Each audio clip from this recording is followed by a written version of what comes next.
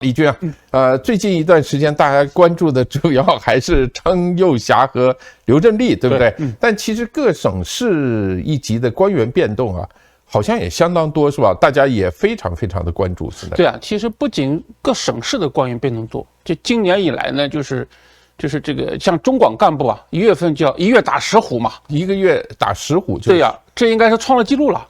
因为这里面就包括你像这个田学兵啊，中国水利部的原党组成员、副部长，原来是温家宝的秘书。对呀，然后李旭，新疆生产建设兵团的副司令，那顾军综合集团的总经理，张建龙啊，国家林草局的原局长，还有杨洪勇，哈尔滨电气集团的纪委书记，包慧，四川省成都人大常委会主任，那孙少池啊。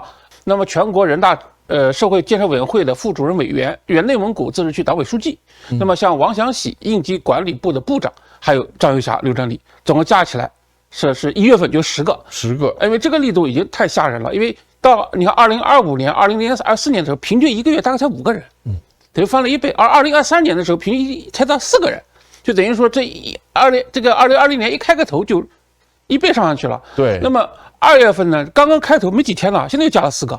包括这个我们前面讲过的中国艺术学院的院长这个连继嘛，对吧？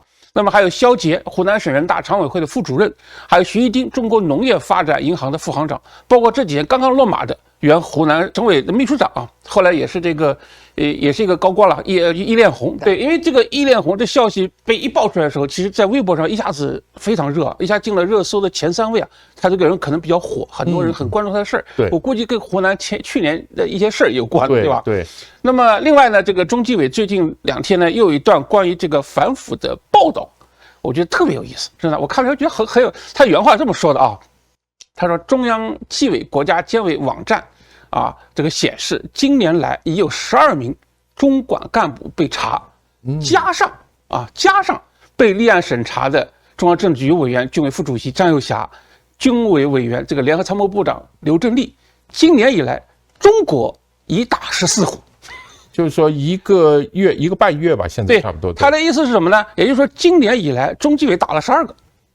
那张又侠和刘振立呢？不是他们打的，是中国打的，是中国打的，知道吧？不是中纪委打。这等于，因为这是他的官网上的这个报道啊，这等于官宣什么？中纪委没有查张又侠和刘振立。哦，这个很有意思啊。对呀，对。因为他讲了嘛，我中纪委查了12个，另外还有，他没讲是哪个部门查了2个，然后最后说中国查了14个，对吧？中国查了14个，这个措辞特别有意思，我看了之后我就笑了起来，我说哟，中纪委烦不了了啊，不讲政治了，开始，对吧？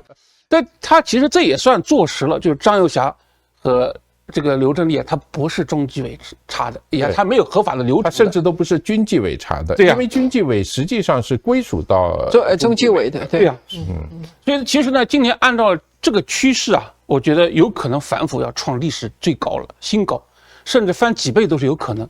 大家可能也知道，因为明年就有21大了嘛，对，那么今年这个各级官员也好，人大代表也好，中央委员也好，都要进入这个选举的选举，换届的换届，换人的换人，那这个时候中共的内斗基本上就到了你死我的地步了，对吧？那习近平如果为了连任，那么他现在手上有什么牌呢？他估计只能取这个反腐大局，到处抓人了。对，而党内这个保守派也好，胡温的这个决策意识机构也好，还有军队各方势力，谁都不想这个是往后退啊！你退一步位置就没了。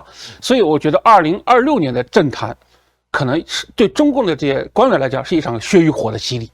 我们拭目以待啊！真的是这样。没关系，他们都是特殊材料这个造的人嘛。共产党员都是特殊材料造的人，就是在斗争中这个锻炼成长啊。但是你说我们刚刚谈到这个易炼红，为什么易炼红啊，他的这个出事啊，会特别引起大家关注呢？你觉得？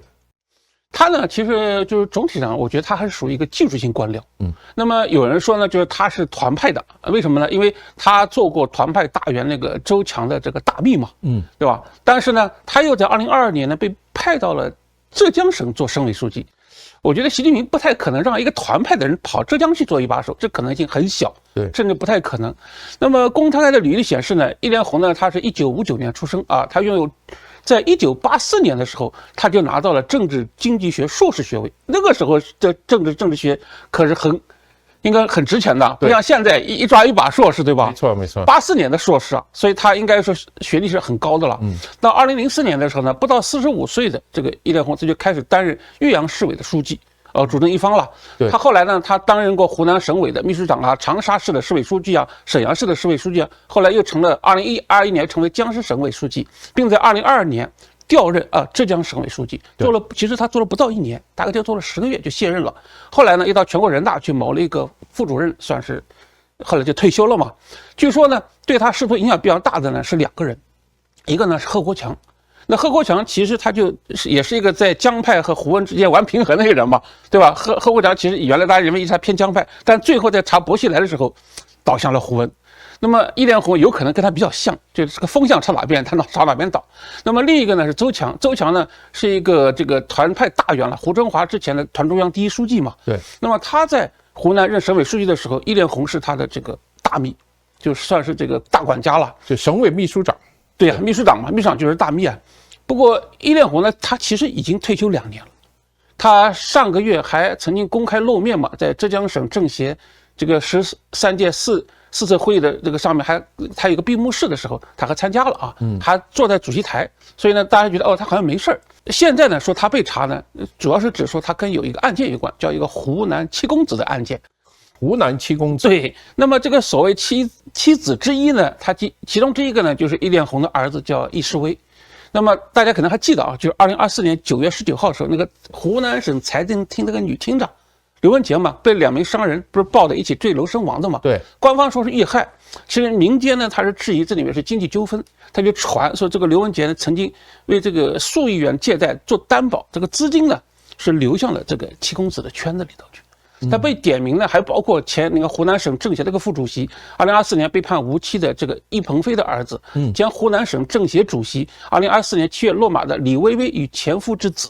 那么曾任这个湖南省政协副主席的黄兰香之子，前国家质检总局副局长，曾湖南省委副书记的梅克宝之子，现在的重庆市市长，曾任长沙市委书记的胡恒华之子，这一帮子都是就是官3代。这7个人。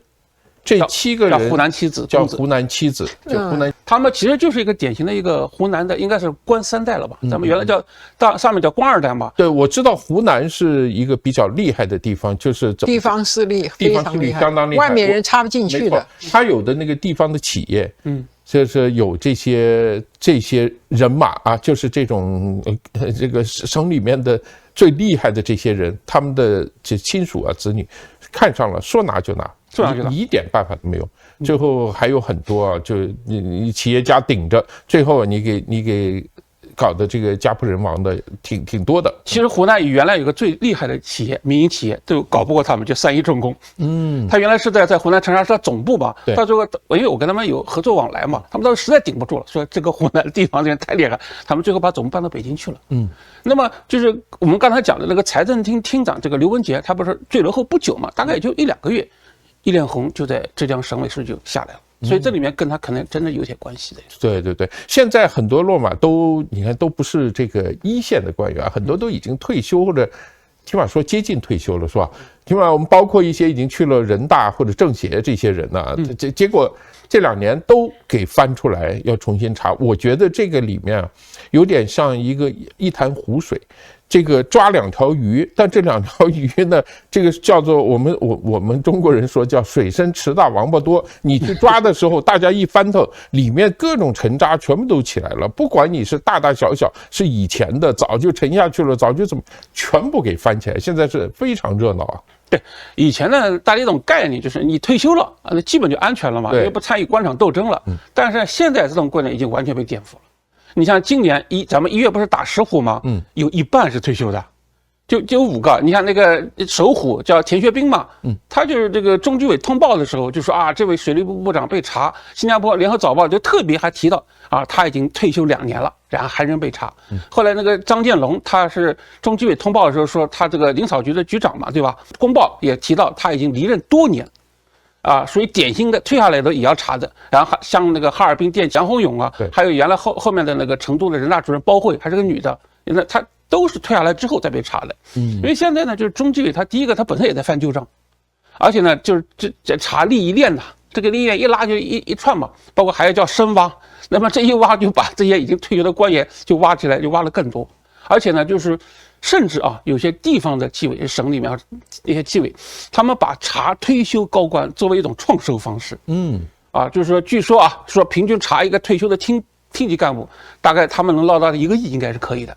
就高的可以捞到10个亿的。对，其实我们曾经采访过一个我们的节目啊，曾经采访过一个，那个是应该是辽宁吧，一个厅长嘛。辽宁的一个厅长，对，他专门谈，他就认为中国有多少厅长，他当时算了一笔账，他说有好几千亿，如果把这些厅长全部干掉的话，可以，财政啊可以拿回好几千亿来。我看1万亿都有了， 1万亿都有，而且他说养一个厅长，养一个退休厅长也要很多钱，所以你抓了以后，你不但以后这个人就待遇就没了，是吧？他就不是厅级待遇了嘛，所以他就退休以后就不用养他了，这个钱省了一大笔，还有他自己的钱你可以捞一大笔回来，所以那个说地方啊，很多纪委啊，很多现任的这个政府官员干这个事儿干得特别欢，其实这个是另类的这个打土豪分田地的，其实就差不多是吧？对，上行下效嘛。上面你这么干，上面我要没钱了，我也有我的办法，所以这个退休官员也不是个安全岗位啊，现在真是。